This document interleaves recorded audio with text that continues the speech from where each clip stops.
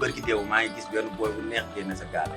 bàyyi nga xale bu saf mais léegi da ngay jàpp sa sàcc di ma bàyyi si biir. booy boobu xeexkat la déglu ma rek wala wax nag xam nga ëppal booy bi day xeex bëccëg di xeex guddi ku du ragal de booy bi xaw na maa rey su ma dawloon bi leex damay rey heure yi day fekk ñu tàggee ma.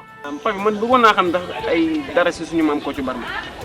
suñu maam Kocc Barma de géej la woon da ngay tànk rek mais du mës a jeex am na benn bis naa leen nettali nag tey ci histoire am joxaale leen ñaari caax ndax bis jot na di suñu maam Kocc taxaw daan ni ku ma yónni la te ku ma fenlooy dinaa la fenloo. ndax sonn na ci yéen ba yàlla dogal mu dem jom jooju nag mu defoon ci yéen moom laa fas yéene man mii seen yaay ma mottali ko moo tax ma bëgg ngeen góorgóorlu bu baax di def lu baax di wax lu baax di teg seen tànk fu baax ndax loolu rek la seen papa bëggoon te man mii seen yaay tamit loolu rek laa bëgg. Retrouvez votre série Nit ak Jikkoom les mardis et tous les samedis à partir de 19h30 sur youtube stv.com.